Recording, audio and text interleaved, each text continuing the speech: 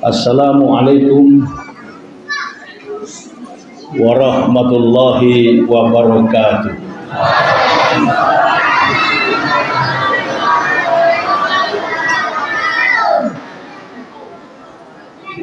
Alhamdulillah.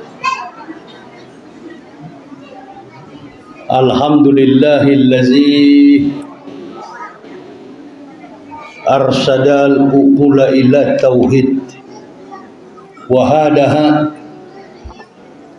wa awluha adillata wahdaniyati wa jawlaha wa abtala bi barakhil haq subhal batil. Ashhadu an la ilaha illallah wahdahu la syarikalah. Syahadatan arafa manaha wa amila zahiran wa batinan bimuqtadaha. Wa ashhadu anna sayyidana Muhammadan abduhu wa rasuluhu allazi la nabiyya ba'da. Allahumma fasalli wa sallim ala imamil abrar wal muqarribin sayyidina wa maulana Muhammadin wa ala alihi wa sahbihi al-ansar wal muhajirin wa alaina ma'ahum birahmatika ya arhamar rahimin. Ibu, bapak, saudara-saudaraku rahimakumullah, jamaah masjid Al-Mawaddah yang ada di Kota Pekanbaru, Provinsi Riau. Badan Kemakmuran Masjid, Takmir Masjid yang sudah hadir bersama-sama dengan kita. Dalam hal ini Bapak Ketua Masjid sudah memberikan sedikit wejangan kepada kita terkait dengan pelaksanaan pembangunan masjid dan beberapa nasihat yang sudah beliau sampaikan terkait dengan pelaksanaan tabligh akbar pada malam ini.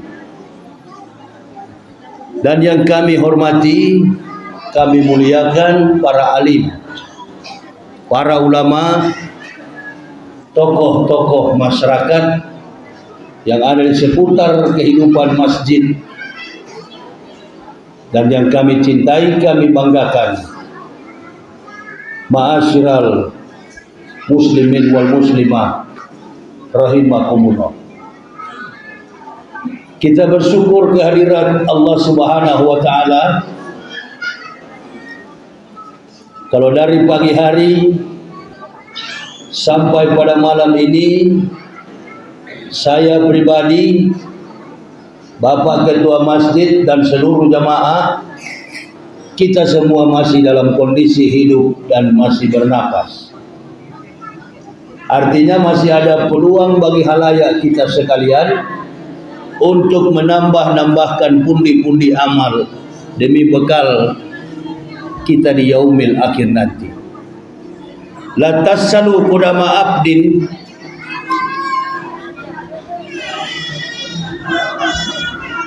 Coba diam bicara. Coba diam kalau saya lagi bicara.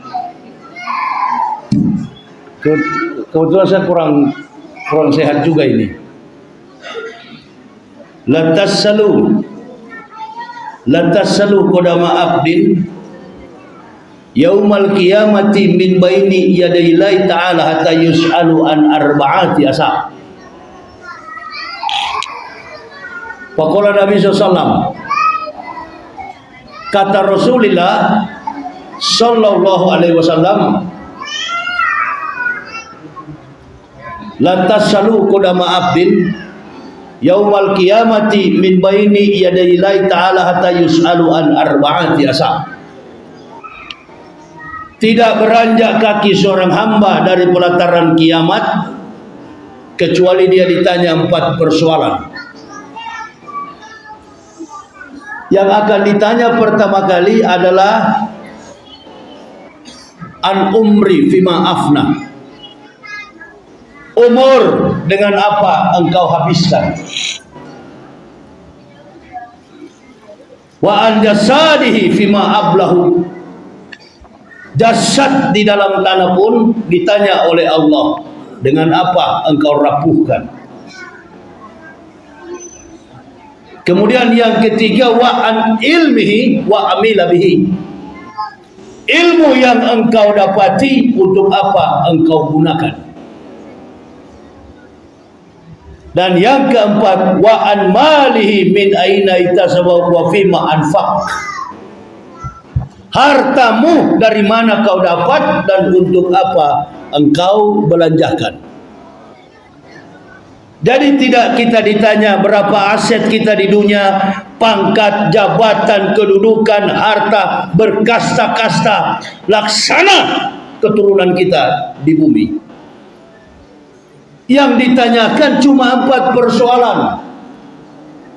Kalau hanya 4 persoalan tadi yang ditanyakan, mengapa manusia mesti sibuk? Harus menjaga keturunannya, harus menjaga identitas, entitas. Dan dia juga harus menjaga kapabilitas dalam kehidupan konstruksi keluarga dan kepribadiannya. Sehingga kita selalu mendengar ada orang berkata, oh di sebelah sana bermata hijau, oh di sebelah sana keturunan raja, oh di sebelah sini keturunan sultan, oh di sini keturunan orang kaya. Di dalam Islam tidak mengenal hal itu. Di dalam Islam sekali lagi tidak mengenal hal itu. Tadi malam saya katakan wal arrabu bita'subi. Itu dia. Orang Badui yang fanatis suku.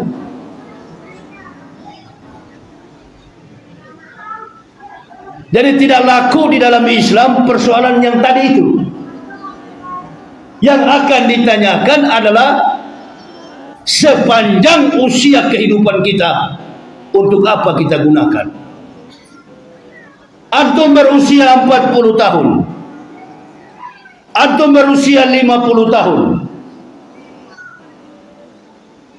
bukan garis awal yang menentukan, garis akhir yang menentukan. Nah, ini menjadi masalah di dalam problematika, sehingga Nabi kita Muhammad sallallahu alaihi wasallam diperintahkan untuk menuju ke Sidratul Muntaha. Ada maksud dan tujuan apa Allah perintahkan Muhammad sampai ke Sidratul Muntaha? Tidak ada lain tujuan beliau, tidak ada lain maksud yang ingin diambil oleh Rasulullah, kecuali membentuk kepribadian sosok muslim yang berakhlakul karimah. Sekali lagi, tidak ada akhlak lain yang diambil kecuali mengambil daripada sosok muslim yang berakhlakul karimah. Anda boleh beragama Islam 100 tahun, Anda beragama Islam 50 tahun, tetapi Anda tidak melaksanakan sholat sebagaimana perintah Islam, maka hal itu tidak ada bedanya dengan orang kafir. Karena yang membedakan antara mukmin dengan kafir itu adalah sholat. Perintah sholat ini bukan perintah khusus kepada umat Islam. Perhatikan baik-baik ibu bapak, perintah sholat ini bukan perintah khusus hanya kepada umat Islam. Perintah sholat ini sudah terjadi setiap regenerasi keturunan para nabi, mulai dari Nabi Adam, Nabi Nuh, Nabi Shem, dan semua nabi yang diutus oleh Allah, Ibrahim, Abraham, Moses, Musa, sampai kepada Nabi yang terakhir Israel, Isa al-Masih, semua Nabi sudah menjalankan yang namanya perintah solat. Dan ingat baik-baik ibu bapak, saudara-saudaraku rahimakumullah, dasar daripada pelaksanaan ibadah solat kita berpatokan kepada apa yang diajarkan oleh Nabi kita Ibrahim alaihissalam. Qul aina solati wa nusuki wa mahyaya wa mamati lillahi rabbil. Sudah solat atau belum Ibrahim? Ibrahim sudah solat atau belum? Qul aina solati. Katakanlah sesungguhnya Allah memerintahkanku untuk menjaga solat, ibadahku, hidup dan matiku adalah untuk Allah, Tuhan semesta alam. Jadi jangan diidentikan bahwa solat ini perintah umat Islam, bukan. Solat ini adalah perintah universal, sebagaimana Al-Quran hudal linnasi wa bainati minal huda wal furqan. Sama juga dengan Rasulullah, wa ma arsalnaka ila rahmatan lil. Sama kedudukannya. Sifat daripada kerasulan Nabi Muhammad bersifat universal, sifat daripada Al-Quran bersifat universal, dan sifat daripada solat bersifat universal. Saya berulang-ulang cerita ketika saya di penjara. Saya di penjara sering jadi imam. Saya di penjara sering jadi khotbah, jadi khotib Jumat. Satu ketika datang orang Cina yang tidak bisa, cannot speak English. Dia tak bisa bahasa Inggris. Dia punya kasus judi online. Omsetnya itu sampai ratusan miliaran. Disita oleh Mabes Polri. Dia seorang kafirun. Dia tidak mengenal Islam, tidak pernah bersyahadat. Tetapi setiap kali umat Islam sholat, dia hadir sholat di situ. Ibu bapak boleh bayangkan. Berulang-ulang saya ceritakan peristiwa ini. Di dalam penjara saya khutbah, saya jadi imam rawatib. Datang seorang jamaah kepada saya, orang Jawa. Assalamualaikum Ustaz. Waalaikumsalam warahmatullah. Ada apa? Itu Ustaz tahu enggak? Belum tahu saya. Di kamar Ustaz, kamar 21, ada orang Cina yang bukan Islam. Setiap kali sholat fardu dilaksanakan, entah sholat subuh, entah sholat zuhur, asar, maghrib, isya, dia ikut kepada kita berjamaah Ustaz. Yang betul antum, betul Ustaz. Pantasan aja di depan kamar saya itu kan depannya ada masjid Ruhul Jadid. Masjid di Mabes itu namanya Ruhul Jadid. Kemarin saya sudah lupa-lupa karena IQ saya begitu keluar penjara ngomong pun susah. Orang yang tidak beragama Islam, orang yang tidak mengucapkan dua kalimat syahadat, tetapi dengan terpanggil jiwa dia datang untuk beribadah. Apa antum mengidentikan dia itu orang Islam atau bukan? Belum tentu. Belum tentu. Jangan suka mengkat-kat Islam ini dengan wal arabbu bita'assubi. Semua orang bisa beragama Islam, jangankan manusia, jin sekalipun boleh beragama apa? Jin apa? Jin apa? Coba jawab. Jin. Kalau kita tidur tengah-tengah malam, air dibangunin, air di buka keran air kita. Jin siapa namanya? Jin Islam mengingatkan kita, bangun. Minnal laila fatahajat bihi. Pada separuh malam solat tahajudlah kamu. Ini dia.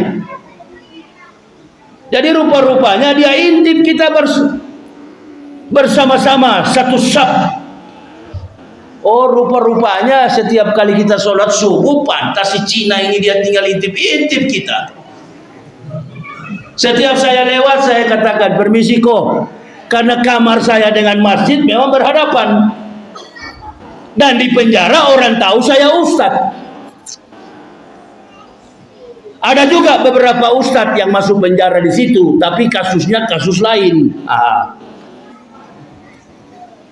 Kalau saya kan kasus karena membela kebenaran.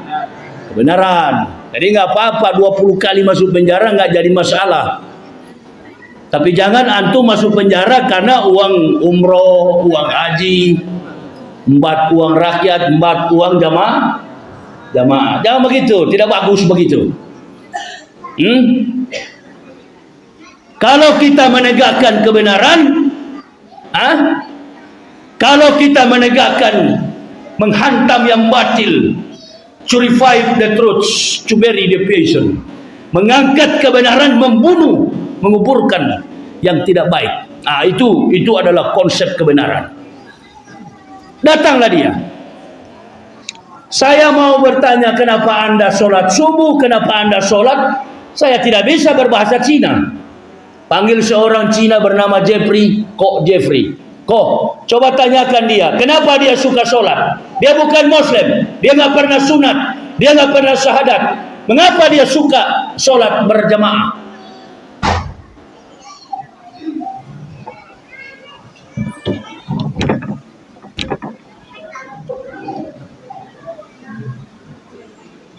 Terus kalian begitu.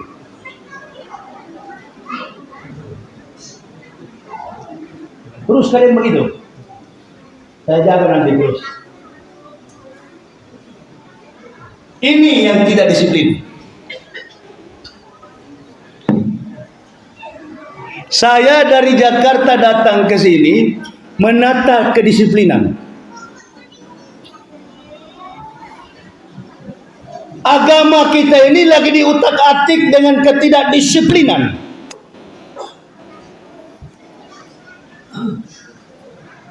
Innalillahi. Oh, berarti menganggap saya ini radio rusak. Astaghfirullahaladzim. Astaghfirullahaladzim. Anda hargai orang yang datang dengan dasar kebenaran Allah.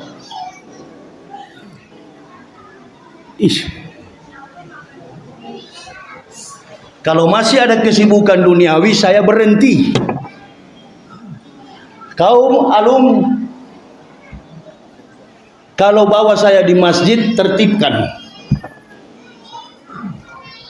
Antum sudah tahu saya dari awal sampai sekarang manusia paling disiplin dalam berbicara tentang Islam.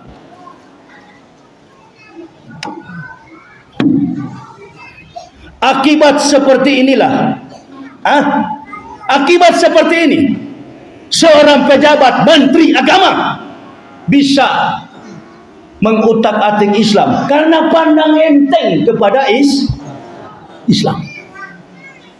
Cari muka kepada kafir, cari muka kepada orang-orang munafik. Ini ibu bapak, ku anfusakum wa ahlikum naro.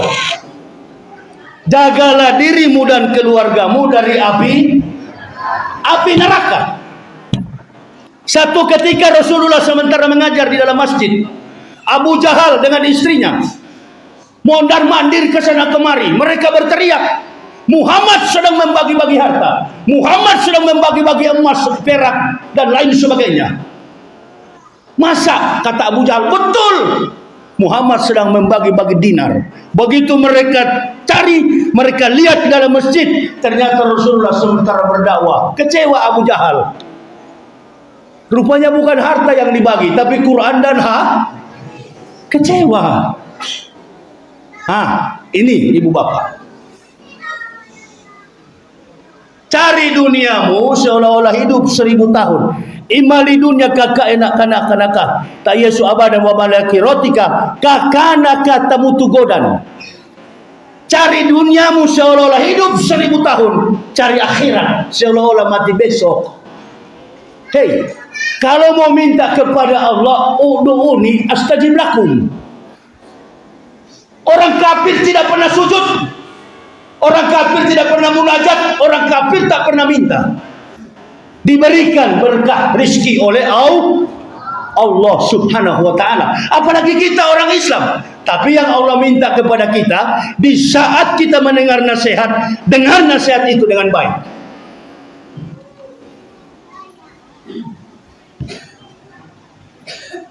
Susah mencari orang-orang yang disiplin.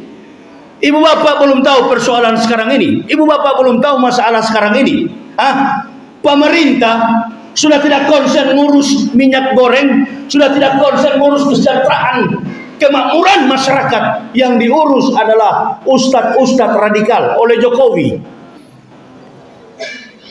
Nah, saya mau berbicara sampai ke situ, tapi saya batasi dulu. Karena saya pikir-pikir tidak ada guna saya datang ini.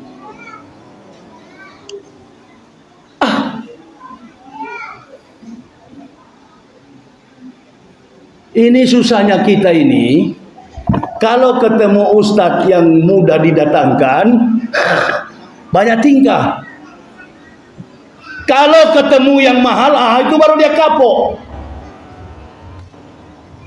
Kenapa nggak undang si ustadz? Aduh, nggak mampu, masjid kami kecil. Kalau ketemu yang tidak banyak tingkah, yang betul-betul berjihad, menegakkan Islam di jalan kebenaran, itu dia suka. Dia suka. Bukan disyukuri, syukuri. Alhamdulillah. Ada yang mau datang, ada yang mau memberi nasihat. Islam kita di Indonesia ini semakin hari semakin terpuruk. Bo. Antum buka di YouTube di Kerawang. Ada 7 ibu-ibu mengambil Al-Quran, duduk di atas Quran, injak-injak Al-Quran. Mereka orang Islam, bukan orang kafir. Kenapa? Kenapa bisa begitu? Karena ulama-ulama kita ini sudah terlena. Ulama-ulama kita ini sudah ditekan. Bahkan orang-orang yang mengkritisi setiap kebijakan yang menyimpang dari aspirasi rakyat selalu dituduh sebagai seorang radikal. Saya mati-mati heran kok Ustadz Abdul Somad dibilang radikal.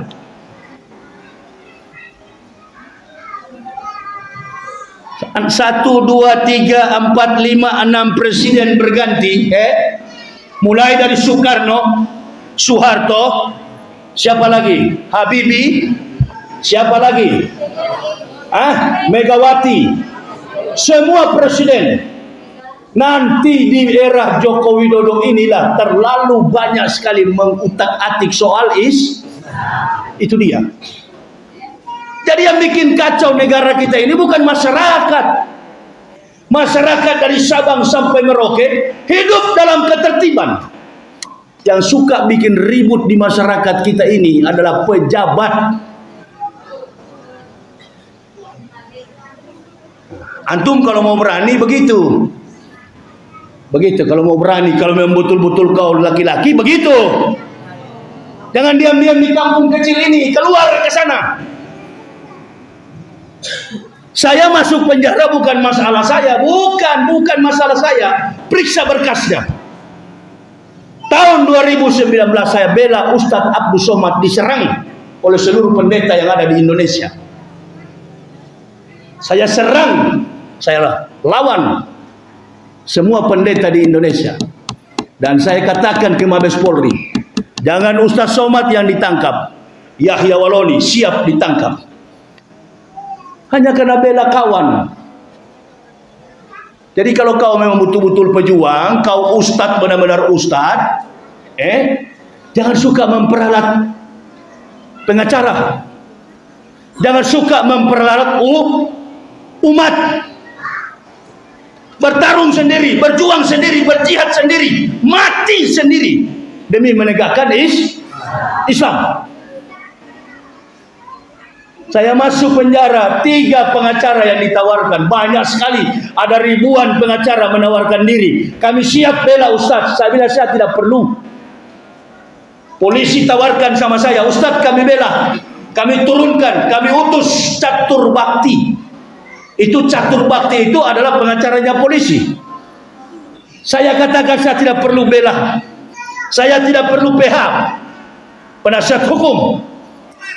Jaksa Agung menawarkan sama saya, kami juga Ustaz ingin menawarkan lawyers, pengacara supaya bela Ustaz. Saya katakan percuma Pak Jaksa Agung, tetap saya tidak terima semuanya. Saya hadapi masalah ini dengan cara saya sendiri, hanya bergantung kepada Allah. 14 pengacara jaksa penuntut umum menyerang saya. Kebanyakan orang Manado, orang Batak yang notabene bukan beragama Islam. Mereka mengutak-atik saya, mereka menyerang saya. Dan setiap pertanyaan yang mereka tanyakan, bahkan hakim bertanya, saya katakan betul semua Pak Hakim, betul semua apa yang dikatakan jaksa penuntut umum, enggak ada yang salah, saya yang salah Pak Hakim. Loh, kok bagaimana terdakwa ini selalu mengaku salah, enggak pernah mengaku benar? Karena saya tahu yang benar itu hanya di hadapan Allah. Biarkan nanti Allah yang bela. Nanti Allah yang bela.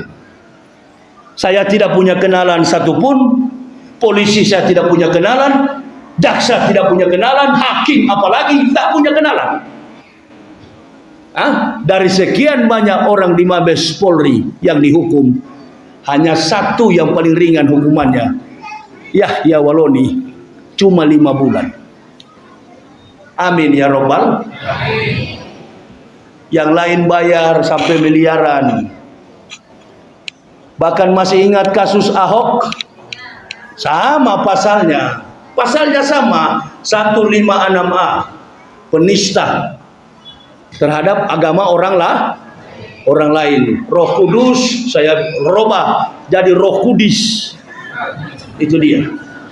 Matius, Markus, Lukas, Stefanus, Stetanus, Spiritus, Capticus. Itu. Ini. Jadi saya kira Ibu Bapak, saya tidak bisa panjang lebar bicara, hanya sampai ke situ saja bicara saya. Karena saya pikir-pikir, energi saya ini buang-buang percuma. Besok saya mau ke Rohul, masih ada beberapa 7 tempat saya mau ceramah di Mahato, Rohul. Lebih penting saya ke sana, ditunggu umat di sana. Sekali disiplin ditanamkan, sampai ke liang lahat antum harus disiplin, sampai mati kau harus disiplin, jangan pernah berubah. Sudah ada contoh tuh, kiai besar, kiai besar dalam persoalan teologis, dalam persoalan umat seperti ini. Sebenarnya yang banyak pegang peran penting bukan Jokowi, yang banyak pegang peran penting adalah Ma'ruf.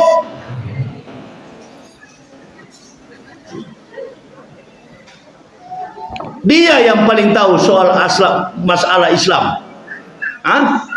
Dia lebih tahu. Yang menertibkan dunia ini, Indonesia ini adalah ulama. Ulama yang menertibkan dunia ini. Pak Ma'ruf Amin, apa dia ada peduli dengan keadaan sekarang? Enggak peduli dia. Enggak peduli. Nah, ini dia Ibu Bapak. Sementara ustadz-ustadz kita diserang satu persatu. Saya sudah diancam-ancam, Pak Yahya pelan-pelan kalau ceramah. Oh enggak, saya bertobat. Saya tidak mau lagi menghina-hina agama orang lain. Seperti Roh Kudus, saya bilang Roh Kudus itu enggak boleh. Karena biar bagaimanapun Roh Kudus itu dalam Islam juga adalah malaikat Jibril. Nah itu saya tidak boleh.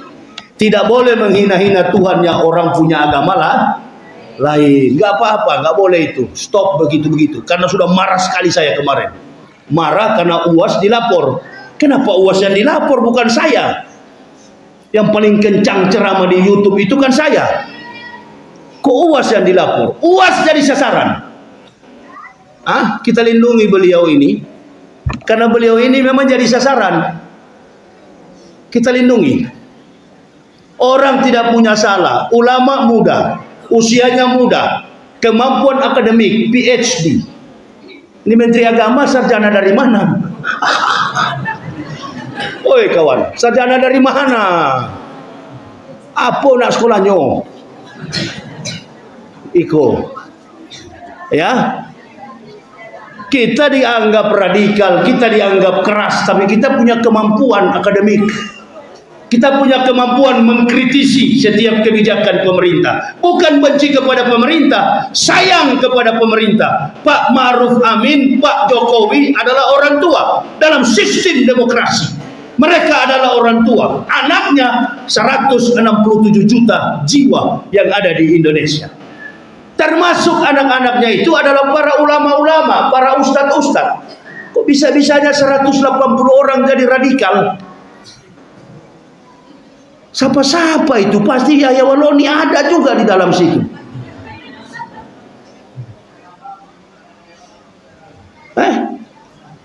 Nggak mati-mati saya. Dari penjara saya mungkin mau mati, nggak jadi mati.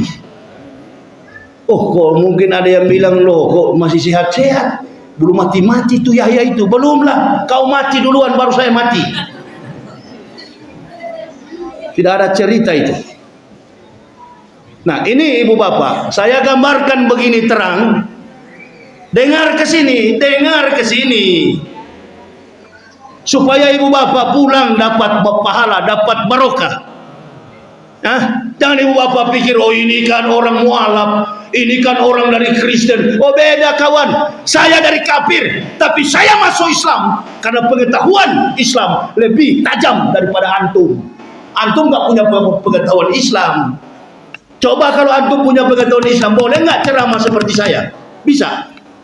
Baru 1 menit sudah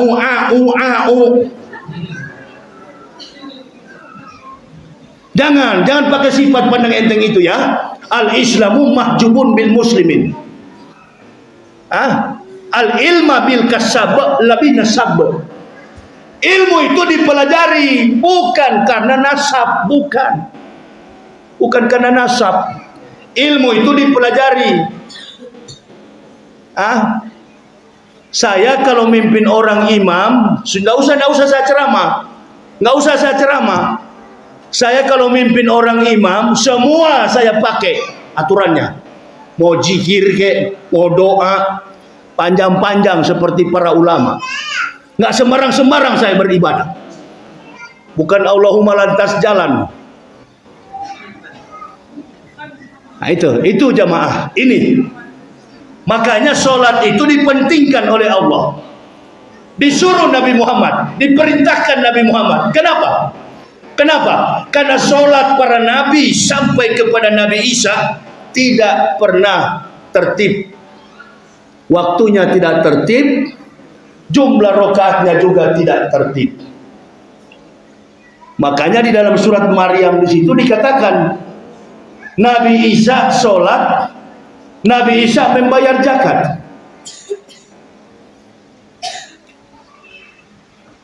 Jadi kalau mengatakan Nabi Isa orang Kristen bagaimana?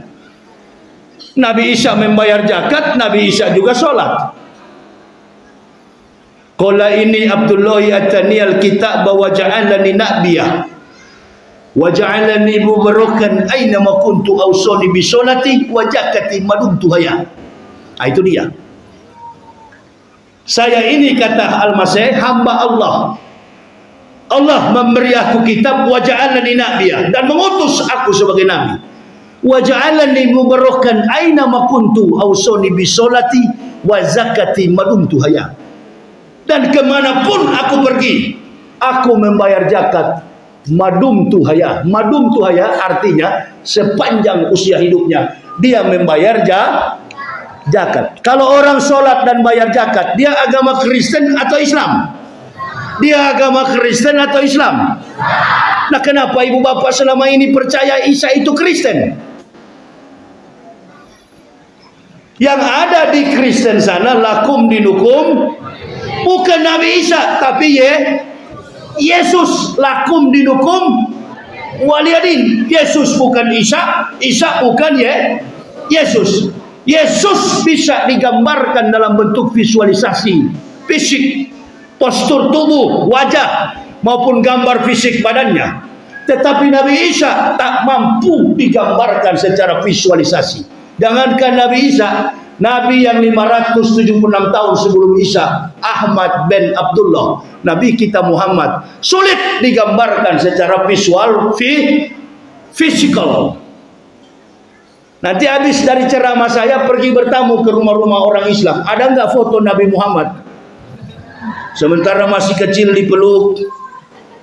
Ada juga Nabi Muhammad naik kuda.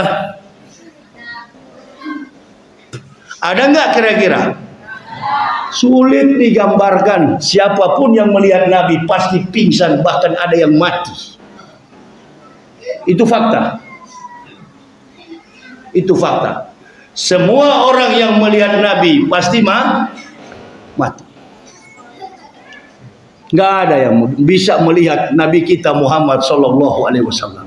Abad keberapa Nabi Muhammad? Dilahirkan tahun berapa?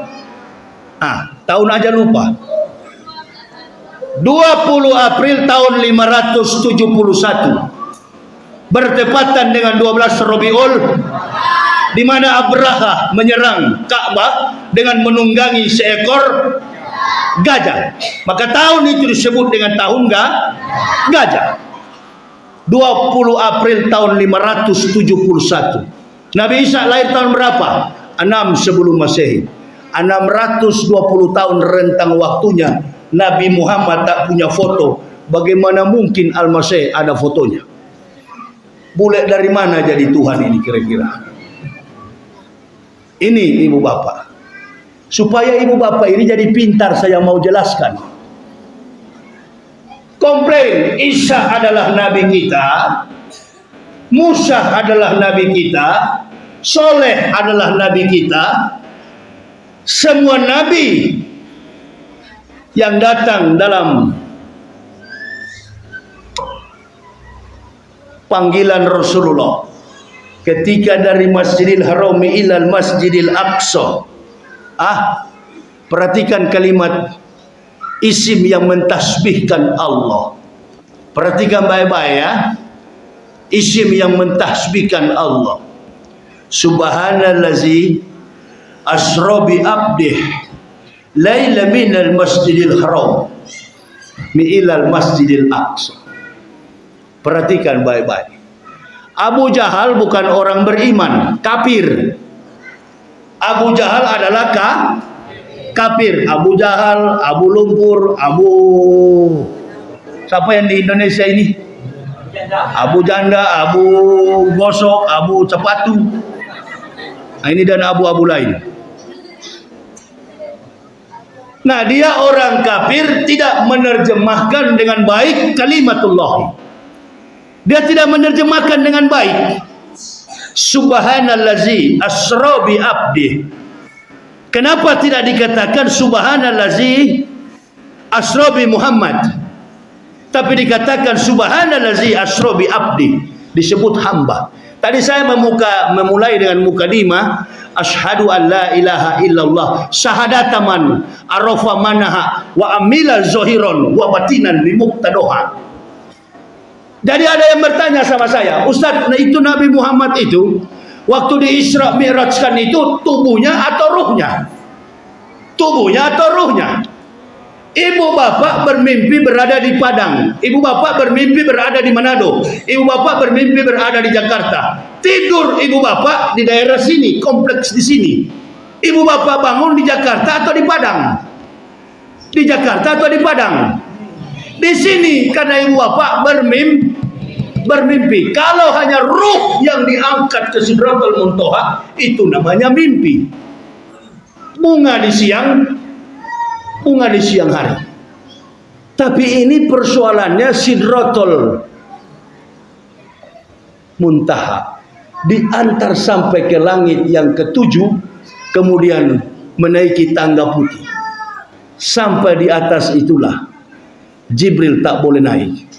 Langit pertama ketemu Idris, langit kedua ketemu Soleh, langit ketiga ketemu Adam, langit keempat berjumpa Yahya dan Isa, langit kelima bertemu Moses, langit kelima bertemu Harun, langit keenam bertemu Musa, langit ketujuh berjumpa dengan seorang sosok laki-laki yang beruban di dunia, namanya Ibrahim alaihi Abu Ambiyah, penghulu dari semua bapak para nabi, Abu Ambiyah. Ditanya oleh Rasulullah, "Hei Jibril, saudaraku, siapakah laki-laki yang bersandar di tiang masjid Baitul Ma'mur di lantai 7 ini? Di langit yang ketujuh ini, siapakah laki-laki yang beruban putih ini?" Karena laki-laki di dunia ini yang pertama kali beruban di dunia adalah Nabi Ibrahim. Dijelaskan oleh Jibril alaihissalam, laki-laki itu adalah Ibrahim alaihissalam, Abu Ambiyah. Sedangkan engkau Muhammad adalah Sayyidul Ambiyah, penghulu dari semua nabi. Namanya Ibrahim alaihissalam, laki-laki pertama di dunia yang rambutnya beruban. Berangkatlah Rasulullah naik ke Sidratul Muntaha. Sampai di Sidratul Muntaha, malaikat Jibril tak boleh naik, tunggu sampai di lantai 6, lantai ke-7, langit 6 dan 7. Rasulullah berdialog dengan Allah. Apa Sidratul Muntaha itu? Sidratul Muntaha dalam kitab Duratun Nasir yang saya baca, Dokoikul Akbar, dalam buku para ulama yang saya baca, Dokoikul Akbar, Ta'alimu Ta'alim, sering juga disampaikan dalam sebuah majelis ilmu para ulama. Itu adalah sebatang pohon yang menjulang tinggi, daun-daunnya itu bertuliskan nama-nama manusia yang kembar. Nah, itu disebut dengan Sidratul Muntaha. Nah, di sanalah Allah berikan perintah kepada Rasulullah, "Ini Muhammad, ajarkan umatmu dengan 50 waktu dalam sehari." Bukan 5 waktu. Mestinya umat Islam diajarkan 50 waktu dalam satu hari. Ini ibu bapak, karena pengasihan Allah kepada Rasulullah dijadikan 5 waktu. Musa katakan, Muhammad, minta kepada Allah, kurangi. Saya memimpin Bani Israel, jangankan 50 waktu, 1 waktu dalam sehari tak mampu bangsa biadab Israel melaksanakan sholat, apalagi umatmu 50 waktu. Bolak-balik Rasulullah naik minta sampai jatuh ke 5 waktu. Di 5 waktu Musa katakan 5 waktu pun nggak akan mungkin habis, tidak mungkin. 5 waktu tidak akan mungkin umat Nabi akan selesai, akan mampu melaksanakan sholat 5 waktu, nggak akan mungkin. Sampai kapanpun umat Nabi tidak akan mampu. Benar yang terjadi sekarang. Sampai hari ini tidak ada satupun umat Islam yang mampu melaksanakan itu. Ini kita banyak begini karena ada tabligh akbar. Sudahlah. Kalau tidak ada tabligh akbar, paling tinggi 2 saf. Saya tahu, apalagi masjid-masjid di pinggir-pinggir begini, alamak. Jadi jangan pandang enteng sama saya, jangan sombong saya juga naik. Itu dia. Karena ini bekas dari manusia sombong, jangan sampai kamu lagi sombong saya ini. Jadi ente baru belajar sombong, sombongnya buang dulu lah. Ya. Antum boleh bangga lah kalau antum berilmu, ya saya bangga sekali itu. Tapi kalau antum bangga antum tidak punya isi di kepala, ngapain? Hah? Boleh antum bangga, tapi kepalamu isi penuh dengan ilmu. Nah, itu dia. Tapi kepalamu kosong, bagaimana kau sombong? Itu dia ya. Nah, di Indonesia begitu kebanyakan, banyak sombong, isi kepala kosong. Itu dia. Mulai dari presiden sampai ke bawah, isi kepalanya kosong. Nah, itu kata Rocky Gerung, oksigennya habis. Itu dia. Jadi kepada ibu bapak, saudara-saudaraku, simaklah dulu dengan baik apa yang menjadi petunjuk Nabi kita Muhammad SAW. Saya nggak bisa panjang lebar, insya Allah di lain waktu kita lebih disiplin lagi. Sekali menerapkan disiplin, sampai ke liang kubur, sampai mati kita tetap disiplin. Saya begitu dari dulu ya. Nah, ini Alung sudah tahu sifat saya. Dulu saya waktu mau ceramah, banyak sekali orang-orang FPI mau kawal. Saya bilang jangan pakai kawal. Saya tidak perlu ada pengawal. Tanya nih Alung ini. Brigade 08. Nanti kami kawal Ustadz dari hotel. Nggak usah Lum, tunggu aja di hotel. Tunggu aja di masjid. Begitu. Jadi ibu bapak, dengar-dengar baik-baik. Dengar-dengar ke sini. Nggak jadi masalah. Insya Allah lebih berguna. Lebih berguna. Ya. Dan saya selalu begitu. Dalam setiap momen, di dalam setiap kesempatan, ada yang tidak disiplin, saya pasti berhenti. Itu dia. Dan ini menjadi pukulan bagi kita.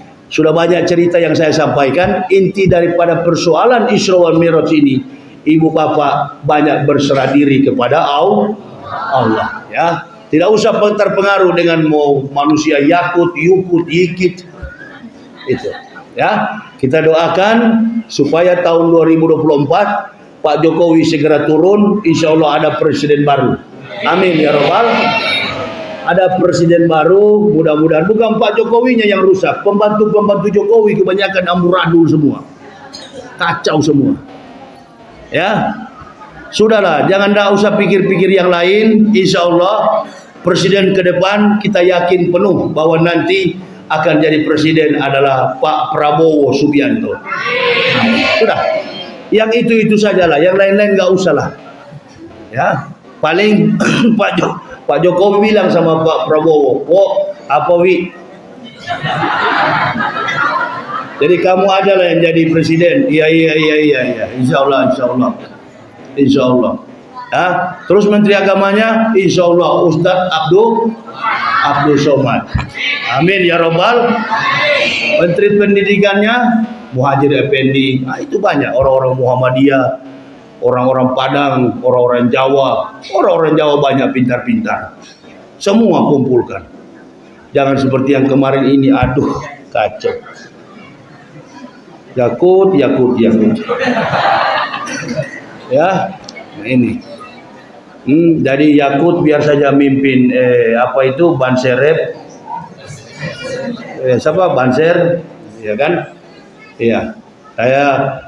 Saya tetap jadi ustadz untuk mendakwahkan Islam. Amin ya Rabbal alamin. Imam-imam, ustadz-ustadz yang ada di MUI pusat, wah itu dia, orang-orang hebat. Angkat. Berhenti mengacaukan antar umat beragama. Orang Kristen juga enjoy saja kok. Hindu, Buddha, umat Islam, umat Kristen semuanya bersahabat dengan baik.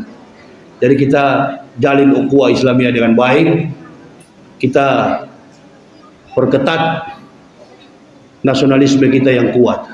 Berhenti kita. Kalau kita mengatakan hal-hal yang mengenai teologis tidak jadi masalah. Kita keras. Tapi untuk menghina Roh Kudus, aduh, cap tikus segala macam berhenti sudah. Tobat saya. Di dalam penjara yang ngasih makan sama saya orang kafir juga, orang Kristen juga. Kemarin di televisi ada yang ngomong kan? Jangan bilang kafir katanya. Jangan bilang kafir karena semua orang di Indonesia sudah beragama. Ini Bapak ini lupa. Ada kalimat dalam Al-Maidah. Laqad kafara allazina qalu innallaha masihub ibnu Maryam. Kafirlah orang-orang yang berkata Isa anak Maryam adalah Tuhan selain Allah. Jadi jangan, kalau bukan ahli tafsir, nggak usah nafsir Quran. Nanti antum jadi nafsi. Ya, biarkan itu kepada al-mufassirin, orang-orang yang ahli tafsir. Saya pun begitu. Saya hanya boleh menyampaikan apa yang saya mampu, apa yang saya bisa. Selain daripada itu saya nggak bisa sampaikan. Jadi ibu bapak, saudara-saudaraku, inti dari Isra Mi'raj ini, mari kita bersatu, mari kita menjalin ukhuwah Islamiyah agar terjalin kebaikan antara umat beragama yang ada di negara kita. Amin ya Rabbal. Tetangga-tetangga kita yang di sana, Matius, Stefanus, Tetanus, Spiritus, itu. Yakinkan mereka, daripada kau ke gereja jauh, nah, ayo ke masjid dekat. Ya aja dia. Nah apa-apa. Bukan masuk Islam. Ibadah di dalam di penjara begitu. Saya nggak Islamkan orang, tapi banyak yang masuk Islam. Ada itu podcast saya dengan Deddy Corbuzier. Katanya Ustadz banyak Islamkan orang. Oh, saya bukan Islamkan orang. Orang yang tanya sama saya, Ustadz kami kan kalau Kristen kan seminggu sekali pendeta datang. Lama kami nunggu pendeta datang. Jadi boleh nggak kira-kira kami ikut sholat? Oh alhamdulillah, ayo sama-sama kita sholat. Tapi kami nggak masuk Islam Ustadz. Nggak jadi masalah, pakai sarung silakan. Pakai sarung nggak apa-apa. Yang penting sholat. Akhirnya sholat nggak mau keluar. Wah kayaknya enak di Islam ini kayaknya. Nah, dan itu bukan orang-orang, nah biasalah orang di Mabes bukan orang pencuri ayam. Nggak ada pencuri ayam masuk di Mabes itu, nggak ada. Omset mereka itu minimal 10 miliar. Orang-orang berduit semua yang masuk ke sana itu. Jadi bagaimana kira-kira ini Ustaz? Kami sudah tidak bisa keluar lagi. Nah, nggak tahu saya. Saya kan bilang, coba saja dulu. Kalau nggak enak, keluar lagi. Itu caranya. Nggak usah paksakan. Lakum dinukum la ikra hafiddin. Tidak ada paksaan untuk memeluk agama Islam. Udah ribuan saya Islamkan orang. Nggak pernah saya bangga. Yang saya bangga kalau dia mengerti ajaran Islam. Jangan masuk Islam karena mau kawin. Ya, ibu bapak saudara-saudaraku, saya masuk Islam bukan mau kawin. Saya masuk Islam satu keluarga, bini dan 3 orang anak. Itu kalian mesti tahu. Makanya saya tidak pernah main-main dalam akidah Islam. Nggak pernah saya main-main. Saya masuk Islam satu keluarga, istri dan 3 orang anak. Saya dulu sebelum masuk Islam rektor yang mempendetakan para pendeta. Di Papua sana mereka paling tahu disiplin saya. Kalau saya lagi mengajar, ada yang main-main, saya lempar pakai sepatu. Nah, ini disiplin saya dulu waktu saya masih kafirun. Ini dia. Baju saya, sepatu saya, jas yang saya pakai. Sekarang ini tinggal 75.000. Gamis yang saya pakai 75.000. Ini sorban ini cuma 25.000. Total sampai ke bawah cuma 100.000. Tapi masuk surga. Daripada pakai dasi kupu-kupu masuk peti mayat, dasi kupu-kupu neraka semua. Itu dia. Kalau itu bukan singgung, itu memang fakta. Itu memang fakta. Terbungkus memang. Berangkat pakai baju putih-putih. Kemana? Mau kemana Ustaz? Ya ke neraka, kemana lagi? Nak kemana? Kalau orang Islam tidak, Yahya meninggal bungkus dengan kain kafan ngadap kiblat, insya Allah orang yang masuk Islam dengan bersih mendapat hidayah. Yang namanya mu'alaf ditempatkan di tempat yang maha tinggi. Amin ya rabbal. Orang yang namanya pendeta ditempatkan di tempat yang maha tinggi. Asal pendeta yang bagaimana? Yang betul-betul menegakkan Islam sampai akhir hidupnya dia menegakkan Islam. Nah ini kesaksian hidup saya. Nanti bagi jemaah yang berminat untuk memiliki buku saya ada di mobil. Silakan. Bagi yang berminat, saya kasih waktu beberapa menit. Saya akan pulang kembali ke hotel. Karena saya mungkin subuh sudah berangkat menuju ke Rohul. Masih ada kegiatan di sana. Ya. Dan saya ingatkan kepada seluruh jemaah, saya ingatkan, berhati-hatilah. Sekali lagi, jangan pernah mengukur orang dari kulit. Itu dia ya. Ibu bapak belum pernah kenal, belum pernah dekat sekali dengan Yahya Waloni. Bapak ibu belum pernah tahu. Ibu bapak baru kenal saya cuma di kaset di mana-mana. Tapi dekat ibu bapak belum pernah tahu saya. Saya kalau sudah pegang prinsip A, itu nggak pernah jadi B. Sampai ke liang kubur saya tetap A, nggak pernah jadi B. Nah itu, ini dia. Jadi itu saja yang bisa saya sampaikan. Terima kasih atas perhatiannya. Mudah-mudahan malam ini malam yang baik. Besok ada berkah dari Allah. Dan kita semua senantiasa diberi kesehatan oleh Allah Subhanahu wa taala. Usikum wa nafsi bitaqwallah. La ilaha illa huwa 'alallahi falyatawakkalul mu'minun. Wassalamualaikum warahmatullahi wabarakatuh.